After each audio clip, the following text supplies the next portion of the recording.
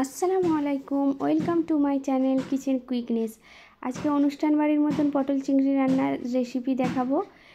প্রথমে পটলগুলোকে লম্বা লম্বা করে কেটে নেব। কেটে নিয়ে তারপরে একটা কড়াইতে তেল দিয়ে ছেঁকে ভেজে নেব। এখানে ভাজা হয়ে গেছে, এরপর তুলে নেব। তারপর আলুগুলোকেও অমনি লম্বা লম্বা টুকরো করে আলুগুলোকেও ভেজে নেব। এবারে চিংড়ি মাছের খোলস ছাড়িয়ে রেখেছিলাম, সেই চিংড়ি মাছগুলোকে নুন দিয়ে হালকা ভেজে নেব। একটা পেস্ট তৈরি করব, পেঁয়াজ, পোস্ত, সর্ষে, কাঁচা লঙ্কা আর রাঁধুনি মশলা। এখানকার মশলার মধ্যে মেন হচ্ছে রাঁধুনি মশলাটা। এই রাঁধুনি মশলা দিলে তরকারির টেস্টটা আরও উন্নত হবে। এরপর কড়াইতে তেলেতে ওই মশলার গরম মশলা, তেজপাতা ফোড়ন দিয়ে ওই মশলার পেস্টটা তুলে দেব। এরপর আদা রসুনের পেস্ট দিয়ে দেবো, দিয়ে হালকা নাড়িয়ে নিয়ে জল দিয়ে দেব।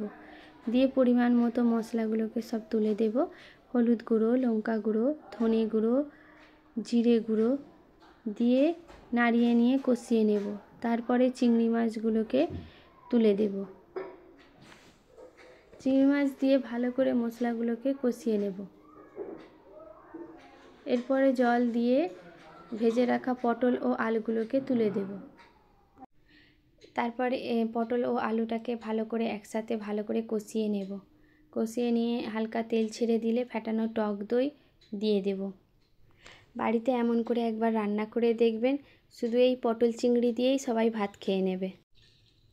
তারপর পরিমাণ মতো জল দিয়ে ঢাকা দিয়ে দেব। তারপর ঝোলটা মাখো মাখো হয়ে এলে হালকা জিরে গুঁড়ো দিয়ে নামিয়ে নেব। এখানে গরম মশলা পারলে দিতে পারো, আমাদের বাড়িতে যেহেতু সবজি রান্নাতে গরম মশলা পছন্দ করে না, তাই আমি দিলাম না। আমার রেসিপিটা যদি ভালো লেগে থাকে আমার চ্যানেলটি লাইক এবং সাবস্ক্রাইব করবেন।